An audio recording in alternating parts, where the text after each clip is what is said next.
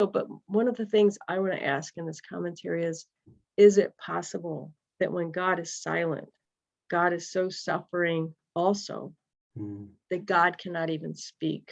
And that really, it's a theological, challenge to think like that. But look at Jesus on the cross. I mean, my God, why have you forsaken me? Apparently he felt like God was not present or answering.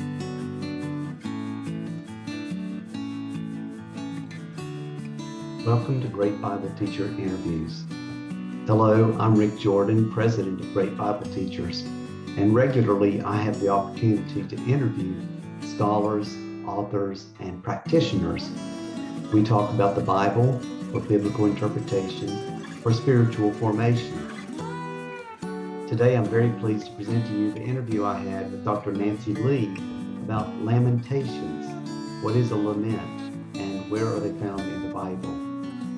What do we need to know about laments as Christians and as people who help others in their spiritual life? Dr. Lee is an internationally recognized biblical scholar, a past Fulbright Fellow, and was the founding director of the Niebuhr Center at Elmhurst University. She has taught at Elmhurst University since 1999. She has co-led Elmhurst International Service Learning course to South Africa since 2004. She is the author and editor of numerous books and essays. I'll highlight some of those in the notes below the video. She specializes in the Hebrew Bible with specialized work in Lamentations, and also culturally how Lamentations have been expressed throughout the world. She's working currently on a commentary on Lamentations and the Song of Songs for Smyth Helwys commentary series. She received her Ph.D. from Union Theological Seminary in Virginia and did her doctoral work at Emory University and a THM at Columbia Seminary in Decatur, Georgia. She was ordained to the ministry in 1987. Nancy has been best friends with my sister since they both attended Southeastern Seminary, and it was a joy to catch up with her before and after this recording. And it was a joy to hear about her research and her passion for Old Testament. So now here is Dr. Nancy Lee. So I want to welcome you, Nancy, to Great Bible Teachers. Thank you so much for giving us some time today. Sure thing. And who has been a great Bible teacher in your life, and why would you put them in that category? Okay, well, that's a big question, and it's hard to answer too quickly, but I actually would start with a pastor who I ended up working with, but when I was a student at UNC Chapel Hill, Dr. Thomas W. Downing Jr. was just a tremendous preacher. And for us students, he linked the Bible to all the disciplines that we were studying in university. But then he also, one of his real strengths, I felt like, was he embraced human suffering and struggle in a way that I had not heard pastors do. And but he was really a great preacher, and there was standing room only. So I would say that for me, he's the first real Bible teacher in that sense who opened up things for me and moved me along. Then when I went to seminary at Southeastern, Dr. Scoggin, Elmo Scoggin, was tremendous as a teacher of Hebrew. And that was just also, for me, opening up a world that, for those of us who have always just read the Bible, in our case in English, this kind of removed that, and we found there's a whole world underneath that. And so I would say, he would always say that Hebrew is not a dead language, even though in a long period of history it wasn't the spoken language even for the Jews, but of course we have modern Hebrew. But he would always say the Hebrew of the Bible, the Old Testament, it's a living language. It continues to speak, and there's so many multifaceted aspects to it, and it's beautiful. And So that was tremendous for me. And that actually opened the door for me to going into teaching the Old Testament at the college level. So that's been my calling. I was ordained in the church under Dr. Downing, and so I did do ministry for a while, but through Dr. Scoggin, it kind of, my path narrowed toward teaching. Then, of course, Walter Brueggemann, he's affected so many of us as a great Bible teacher, but I did my THM with him down at Columbia. And why is he a great teacher? Everybody can talk about that, but he always links his insights of the biblical text to our world today and what we're dealing with, and always was in service of the church and still is, to help pastors, I think, see ways in which they can preach on the text. He helps people do that so much. And of course, one of his emphases was lament, big time. And so because I was doing my THM with him, I did it on Jeremiah, notable prophet who likes to lament. And so from that, I went on to do my PhD work, and it was kind of a natural transition to work on the book of Lamentations. So those have been my teacher. I cannot neglect to say that Bill Brown was a tremendous Bible teacher for me at Union, as was Sibley Towner and Dee McBride.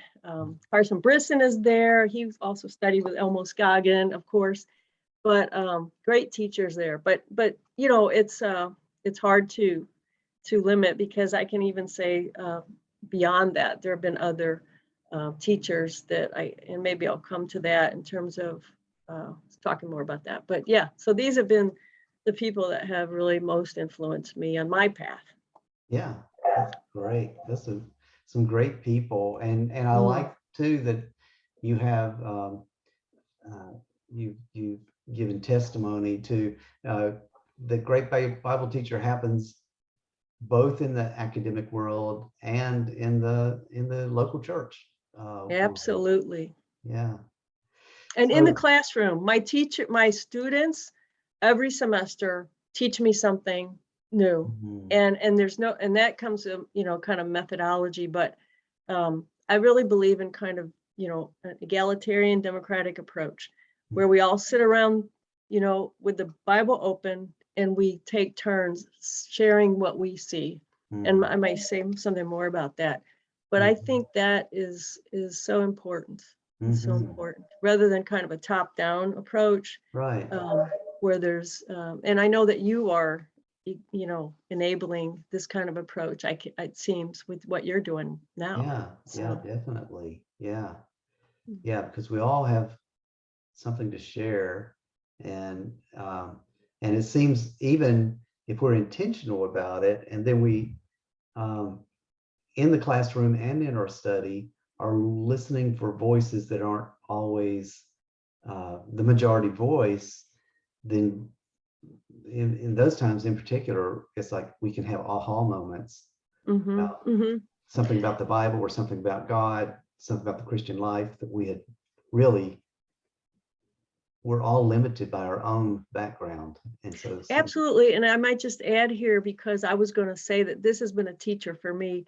Not only do I have diverse students in the classroom, of all ethnicities, backgrounds, but to me, the most important and powerful voices today are people from cultures beyond our own, the United States, beyond Europe, people from cultures around the world who have had very different experiences, whether it's from, colonization or being oppressed in some way.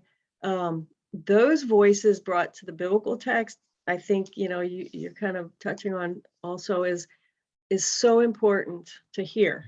And that's a teacher for me, big time, really, right now. And thankfully, in biblical studies, we've moved more toward an inclusive approach like that. And so, yeah. And your life has been, your scholarly life has been focused around this idea of lament. And we'll talk about Lamentations, the book of Lamentations also, but Tell us about Lament. I guess I'm interested in why this topic has had such an appeal for you personally, but then also what you have done with that, because I know you've done a lot of study, a lot of travel, a lot of writing, Yeah, and it's all been around this stackpole. right. It's not easy to answer that simply. I mean, I could go back in my own personal life. I think we all have experiences of, suffering, hardship, struggle. I've had mine, not anything like what many people have had, but I've had some. And I think as a young person, that sensitizes you, not only to your own inner struggles, but to those around you.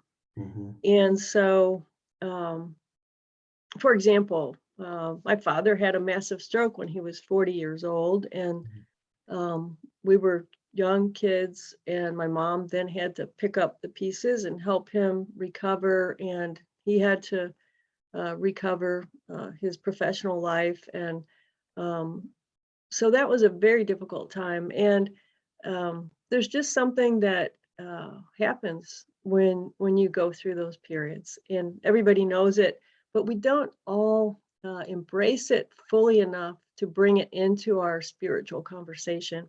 Yeah. And so I think one of the things, I can't just say because I studied with Walter Brueggemann, for example, that I suddenly got into lament and that was the main reason. It was because his focus, and actually others before him, like Klaus Westermann, German scholar, others had said, we really need to come back to this focus in the Bible, because by embracing this, we embrace our full humanity. Yeah. And so I resonated with this. And then when I was doing my doctoral work on Lamentations, the war in Bosnia was in full throttle. I mean, it was horrible. We were seeing this, those of us old enough, seeing this in the news every night. And Croatia was involved, Serbia, etc. And at that time, I knew I was working on Lamentations, but I knew I wanted to get out of this country. I wanted to expose myself to other cultures, get out of my comfort zone, etc. So I just prayerfully said, God, I want to go somewhere. I don't know where. But like everyone, we were compassionately kind of feeling bad for the folks that were suffering over there. Well, it turned out I actually had a conversation with Isom Ballinger, because he was, working in the international context. And I said, asked for his advice. He thankfully suggested I apply for a Fulbright, because I was thinking of going through like missionary channels or that kind of thing. And so I ended up getting a Fulbright to Croatia, and it was like going to be within the year after the war ended that I was going to be heading off there. And I'm like, okay, is this where you want me to go, God? Okay. And but it didn't, I was good with it, right? Because part of what I ended up doing is saying, all right, how do these folks in this region who have just been through war, suffering, and compared to Lamentations, the destruction of towns and villages, deaths, genocide, all this was going on. Mm-hmm. And so I was able to go there, learn from people, find some laments that they had composed, and then do some comparisons with biblical lamentations. Mm-hmm. And so that's what my dissertation was. Mm-hmm. And, it was life-changing. I mean, I was a year, almost a year there. And just listening and feeling that immediate post-war context, it was still full of tension and there was destruction everywhere. And it was life-changing, but I learned so much. Mm-hmm. And I could come back to the biblical text and have a better sense of a little bit of what it must have been like for ancient, Judah and Jerusalem to have been destroyed and exiled. And, so many refugees were produced from that war, in the former Yugoslavia. And of course, we see just now more versions of tragedies around the world. But Yeah, so um, that's something that I did with Lamentations, and then since then I kept kind of working on that book, and right now I'm working on the commentary for Smyth and Helwys, as well as Song of Songs that I'm completing. But yeah, it's a never-ending focus, unfortunately, for all of us. It is, but it's also, as you said, it's something that I guess if things are cruising along for us, we just, um, we're happy with the happy books in the Bible, and Right. or the things we have just kind of confirm our lifestyle as it is now. Hmm. Um, but bad things happen to everybody, Right. and Lamentations are in the Bible, so it's a Yeah.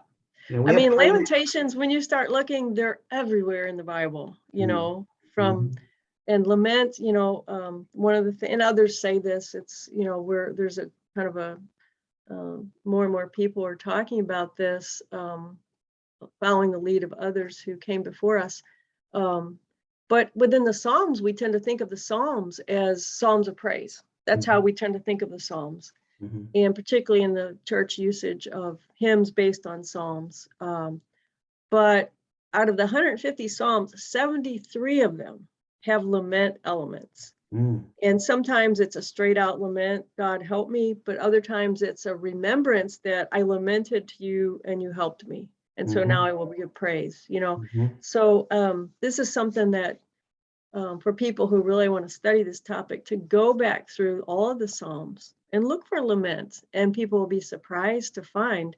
And they'll also be surprised to find that when it comes to lament as prayer, speaking to God, asking for help, only in my count, 10 of those, of all the 150, have anything to do with, I've sinned and forgive me, you Mm. know. Mhm. So there are more laments in the Psalms that have to do with I'm suffering, I need help, Mhm. whether I'm sick or whether somebody's persecuting me or the outside nation is conquering us. So ancient Israel understood how to lament in a way with candor and honesty, and not hiding it, but just letting it all out there to God, Mhm.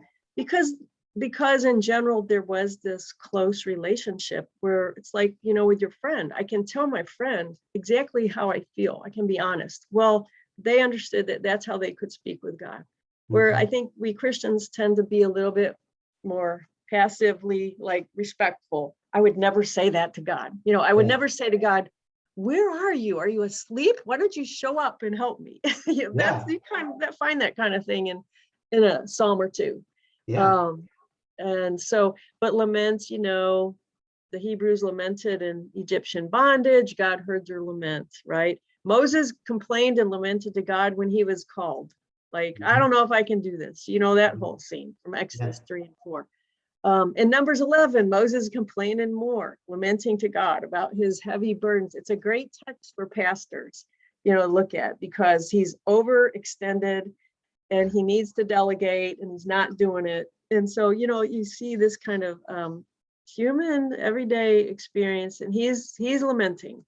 Jeremiah laments. Job, I mean, we all know about Job, right? Mhm. And then of course Lamentations. But I come back to your point you were just making a second ago, and that is how people suffer through no fault of their own sometimes, right? I mean, Mhm. sometimes we do things that bring consequences upon ourselves, we've done wrong, that kind of thing. But the Old Testament in particular really struggles toward the end of the Old Testament period with this whole idea that retributive justice that you find, especially like in Deuteronomy and the prophets to a large extent, that when people are suffering, it's because God is punishing them for what they've done wrong, right? You Mhm. saw it with Jeremiah and Lamentations, but within Lamentations, you have multiple voices. And one of the voices is starting to say, it's a female voice actually, is starting to say, God, you're punishing us for our sins, but what about these children that Mhm. are dying Mhm. because of the devastation that's come upon us? And so you see a beginning struggle there of, again, pushing back against this kind of simplistic theology that everybody who's suffering is being punished. Even today, we would not say that everybody who's suffering is being punished. It's silly, actually, right? Yeah. Even though we will say that we have consequences that might come down upon us for things we've done wrong. But so within the Old Testament, you see a movement away from this kind of easy explanation that God is just, causing all this suffering because of everybody's sin. Corporate punishment is basically what it was. The book of Ecclesiastes, it challenges that notion. Basically, we don't really know everything that God is doing and thinking. Innocent people suffer, the good get away with stuff. It recognizes that book. Job kind of comes to that conclusion as well. So, but laments to God, just in candor is so much normally expressed in the Bible. Even Jesus from the cross, as we know, right? Which we read on Good Friday, my God, why have you forsaken me, right? And there's a basic structure to these lament prayers. Usually God is addressed. Sometimes God's attributes are mentioned, God, you're a rock, you're there for me, those kind of things. But then the lament always has that description of distress of some kind. That's part of the structure of a lament psalm and lament prayer. They're songs, but they're prayers, as we know.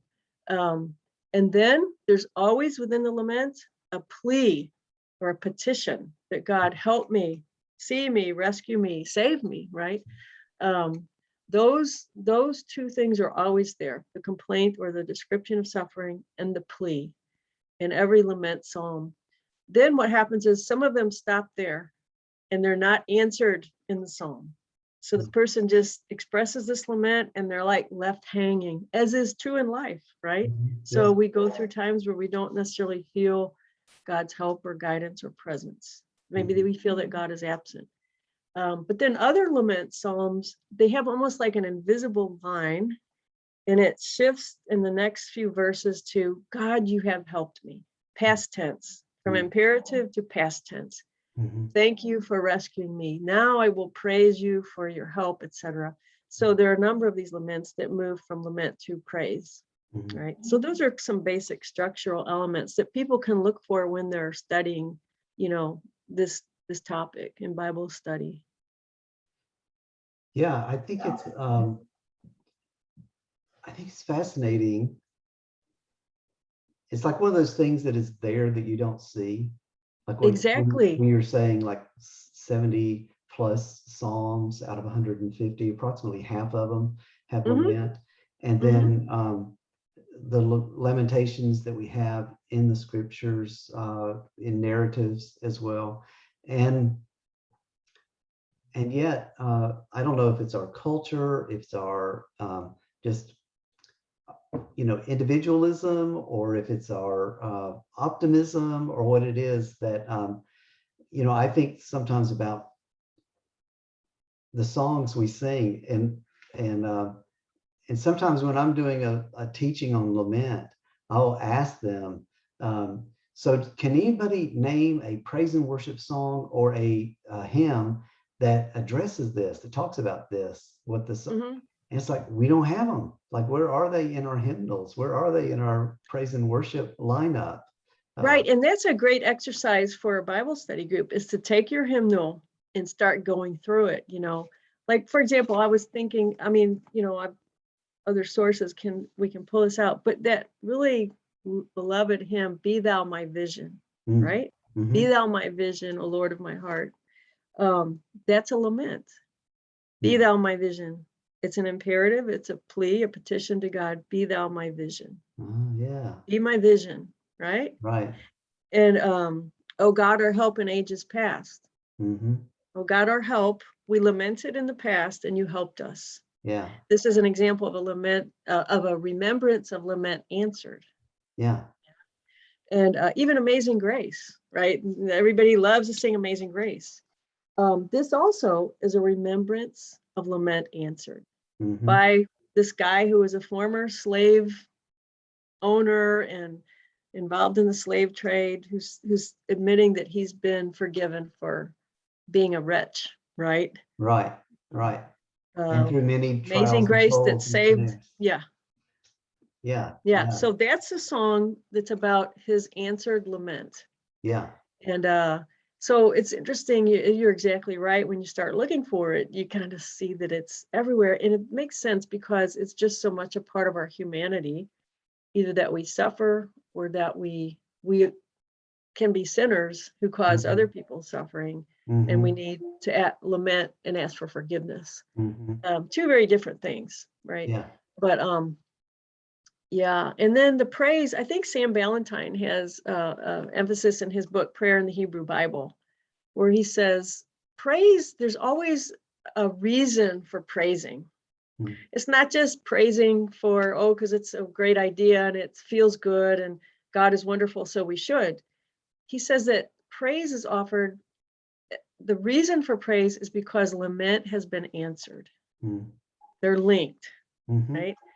So if we don't understand how God is at work in our lives or in the world, or we don't see it, then our praise is more shallow, Mm-hmm. right? Mm-hmm. But when we're actually giving thanks for something that has been provided through God's power, then our praise has much deeper and greater meaning, right? Mm-hmm. The Black church traditions have understood all this better through, of course, their history of suffering and bringing that expression of lament into worship through Mm-hmm. spirituals, right? And Mm-hmm. gospel and um, that kind of thing. Mm-hmm. But yeah, so it's and one thing I do with my classes, and this could be fun for a Bible study group, and it pushes people beyond the Bible itself, is to go listen to popular music Mm-hmm. and think of sad songs, maybe that you really like. And it could be old songs or it could be recent, but find some that are sad and bring them in or sit and listen to them and try and identify these elements. Mm-hmm. Do they mention God? Do they ask questions which are common in laments? Why is this happening to me? Right? And one thing I should mention is alongside the lament prayer, there's the genre of lament which I call dirge, which is a song about someone's death. And this is something that in our general culture we have really lost, okay, in the church. And when we have a funeral service, the dirge has been replaced by the eulogy. Mm. So someone gets up to say good words about the person who's passed, and those are really important and wonderful. But in traditional cultures in the biblical times, they use the dirge song to do that. So King David, David before he's king, when Saul dies and Jonathan his son, he expresses that lament for them, which is really a dirge. It's a song, and he talks about how great they were and they've fallen in battle and that kind of thing. That's a dirge. And in ancient cultures, in the ancient Middle East and in traditional cultures around the world, this is one of the universal genres, is the dirge, because everybody dies and everybody experiences their loved ones' deaths. Mm-hmm. So there was always a custom of singing, composing, and singing, performing in a community, a song for someone's death. Mm. It was just common. It's like we do the eulogy, they did a song, right? Yeah. They may have had other things too, but they had a song. And if you think about how much more powerful a song can be than just spoken words, Right. then, and this is where I ask my students to bring in dirges from popular music. Mm. So for example, Elton John's famous song, Candle in the Wind, Right. or Princess Diana, earlier for Marilyn Monroe. The beauty of those lyrics and that it was sung at her funeral that was watched worldwide, right? Mm-hmm. So powerful. He Mm-hmm. changed the lyrics, or Bernie Taupin is the lyricist, right? That works with Elton John. They changed the lyrics just for her, right? And the tune was familiar, but the lyrics, wow, they just took what was a very ancient traditional genre of a dirge and created something new just for her. Well, she's famous, you know, it makes sense. Famous people get these songs created for them.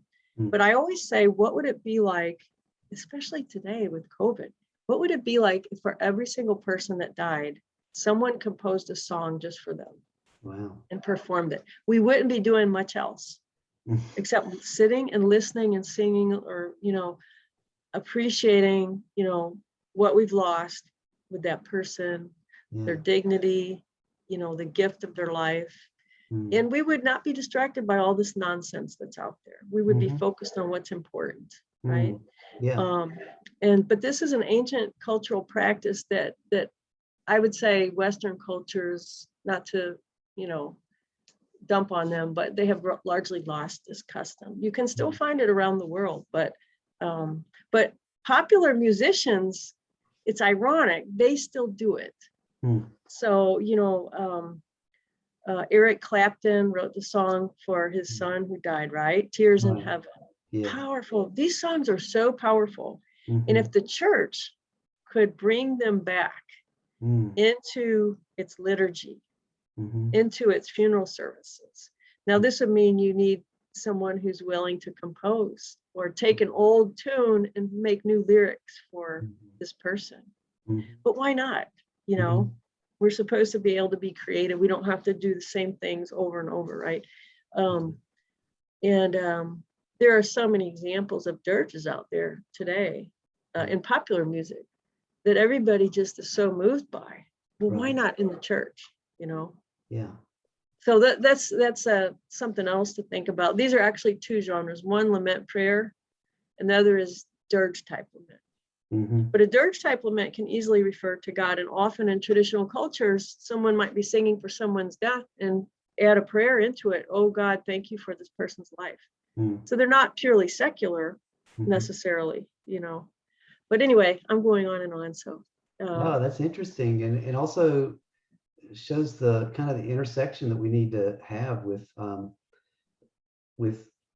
well, multiple intersections I'm hearing here. One is to see how God is at work and the Spirit is at work in people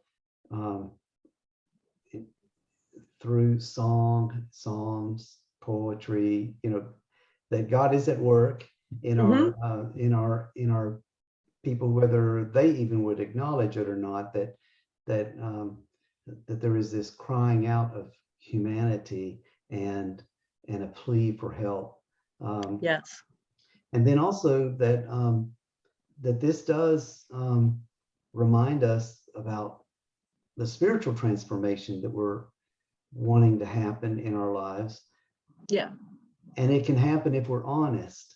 But if we are not honest with what's really going on inside of us, then it's a barrier to spiritual transformation. And I think that's part of it, is like we want to tuck away this lament side of our life because right. we don't want to come across as appearing unfaithful or Right. unappreciative. And yes, and that comes back to what is the definition of faithful, right? And if we look at the biblical tradition, it affirms both the positive and the hard stuff too, right?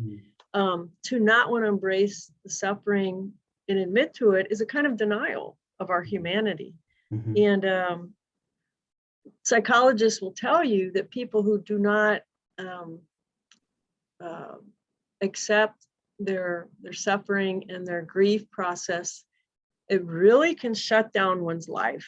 And there's something called complicated grief, where people don't move through the steps of grief, instead try to push it down.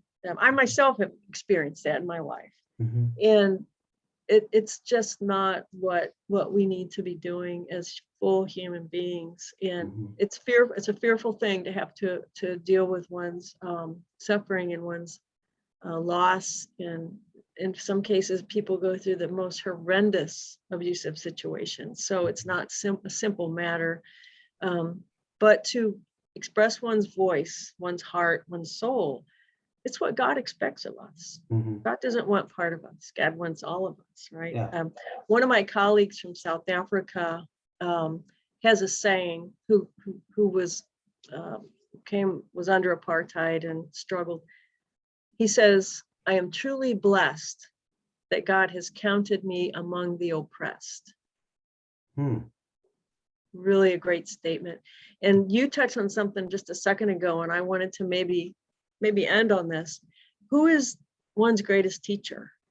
The Bible will suggest, apart from learning from Jesus and God in the Old Testament, the Holy Spirit is given to us as our teacher. And I think the Spirit is given to those who suffer, to both teach them but comfort them, right?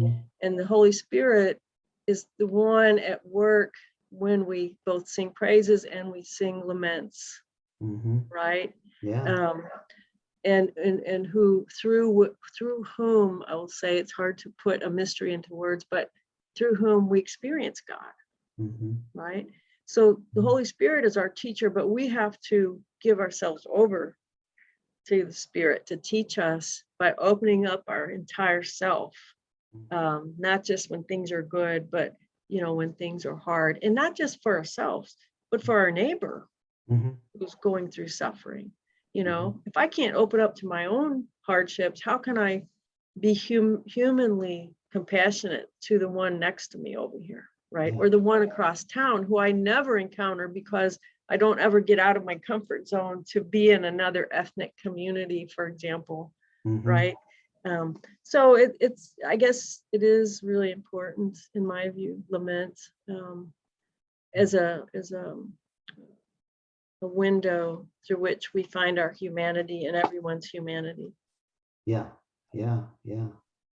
So as you're writing a new commentary that includes Lamentations, you've been studying this for so long. It's always intriguing to me that someone has 20 plus years of experience studying this, and then what is there new to say? What is there new to discover? That's a good question. So what's happening in your study right now? That's a good question. It's hard to come back to something that you were excited about years and years before and come back to it again, and yet once again trying to be open to what have I not seen, or what can I be taught, right? There are two things that I see now that I didn't see before. And before, I saw that there were multiple voices in the book of Lamentations, and the first voice is rather like a prophet, and then the female voice is usually depicted as like the voice of Jerusalem personified, and then there are some other voices as well. But my own research in Hebrew, not to get into this too much, but I have started to discern patterns, sound play patterns, when a text is attributed to a female voice, which is different from sound patterns attributed to male voice. For example, if you look at Hannah's song in the book of Samuel, and people are not able to look at Hebrew usually, so I try to present this so that it's visibly obvious, but in her song, she uses or whoever, Hannah, a women's tradition, I would say, the poetry uses alliteration, and in the alliteration, there's a triplet sound play pattern. In other words, if she's going to alliterate the B sound, it's 3 times. If then she's going to move and alliterate the K sound, it's 3 times. Sometimes it's a word repeated 3 times, okay? Sometimes it's a word repeated twice, and then a third word has the same alliteration, like 2 K words and a K. Okay, so this is like pervasive in this song. So I'm like, something's going on here. Either she just liked this pattern and then would move on to something else. So then I went and compared David's song in 2 Samuel, praise song, same genre, and it is pervasively using doublet sound plays, okay? So if he wants to alliterate the B, he'll say that twice. If he goes to K, he'll do it twice. Well, that's fine and good, and this could just be two different songs. So then I started applying this to look at this for these patterns in other texts, and I started finding that wherever there are women attributed, like Deborah's song, there's a triplet sound play pattern. And if it's a man's attributed, like Isaiah, the male prophet, totally doublet sound plays, or multiples of two, sixfold, eightfold, right? The even, okay? So then I said, okay, let me apply this to the Song of Songs, because that's the other half of the commentary I'm writing. And here's a male and female, love poetry, right? Totally different genre. But when she sings, she uses a triplet sound play pattern. When he sings, he uses a doublet sound play pattern. So the reason to me this is really important is because for most of human history and people of faith, whether Jews, Christians, have always just kind of thought men wrote the Bible, right? But when you get underneath the translation and you look at Hebrew and you really listen and look at it from a larger perspective, not just verse by verse, but look at larger pattern, this is evident. And so what I'm trying to suggest is that women did compose texts that are in the Bible. There's some Psalms that have triplet patterns, right? And in the book of Lamentations, when the woman's voice sings, it's in triplet sound play. And when the other voice, which seems to be a male prophetic type person, he sings, it's in doublets. So what is to say about this? Not only that women probably composed some biblical texts that we didn't realize, but that in an ancient culture, which was, we understand, patriarchal or androcentric, male dominated, women still had roles to play. They still sang songs. They were the ones who sang laments, by the way, when someone died. You can look in Jeremiah chapter 9, and Jeremiah and God are referring, call for the mourning women to come so they can raise a dirge over us. Let them compose a song, right? So we know that women composed. And so what is to look for is, where is there evidence underlying the translation in the Hebrew where this seems to be apparent? And what's most exciting for me is to go to like Second Isaiah. For those who have studied the book of Isaiah, the first part is really from the time period of the 8th century with Isaiah, the named prophet. But the latter part of the book, from 40 to 66, people believe came from 200 years later, from the time of the exile. And it's a whole different context. And the prophets are not named. We don't know who they were or if there was one or more. And so I have found some of those oracles in that section of the book to have triplet sound patterns, which suggests to me that there were women prophets mixed in there uttering oracles. We know there were women prophets. Miriam was a prophet. Deborah was a prophet. Huldah in 2 Kings 22 was a prophet. This is another thing we've overlooked. So part of my rationale for that, and I wrote a book on this, Women Prophets in the Bible. Well, it has a different title, but it's about that, is to say, how can we find their voices, right? And I've discovered that it's through looking at the indigenous, I would say indigenous Hebrew language, because that was the language of the Bible of the Old Testament. Of course, New Testament is in Greek, but it's by cutting through all the layers of later languages. I mean, the best way to understand a culture is to understand its original language, right? Without doing that, you're at some distance, right? And so very hard to do, though. Very hard to do, to learn a language and immerse oneself in another culture. But so I don't know, I'm not sure I answered your question, but the other thing I'm going to write about, and this is my other breakthrough besides that in Lamentations that's new, is there's this big question of where is God in the book of Lamentations, because God never speaks. God never answers any of these 5 chapters of just extreme lamenting, because the suffering is so extreme. God just does not answer. And this is a big difficulty for people of faith. And although on the other hand, people who have been through extreme suffering, they see that as kind of reflective of how they have been through things where they felt like God was absent. So it's true to life in a sense. But one of the things I'm going to be writing about, and because trauma studies have become really important in biblical study recently in scholarship, is to raise the question of whether or not God is not traumatized in some way. Because people who go through trauma, human beings, they often lose their voice completely or have very, very much difficulty talking about what happened. Mm-hmm. And through therapy over time, they can come back and be able to piece back together what happened. Mm-hmm. Scholars think that the Book of Lamentations itself is just that very thing, that human beings who suffered so much in the destruction of Jerusalem and everything, that this was one of their ways in which they could deal with their trauma, was to write these laments or compose or orally sing these laments. Okay. But one of the things I want to ask in this commentary is it possible that when God is silent, God is so suffering also that God cannot even speak? And that really, it's a theological, challenge to think like that. But look at Jesus on the cross. I mean, my God, why have you forsaken me? Apparently he felt like God was not present or answering. Mm-hmm. Right? Mm-hmm.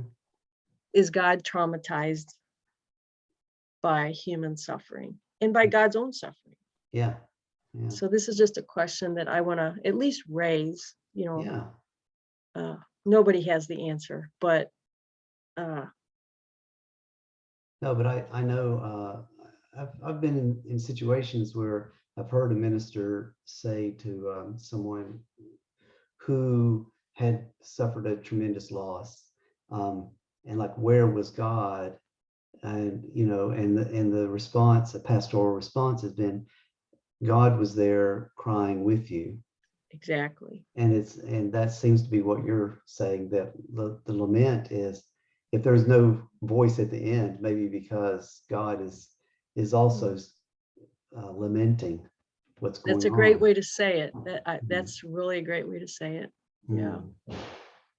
Well, Nancy, thank you so much for your time and sharing with us. And thank you, Rick. I appreciate your invitation. It's been a pleasure.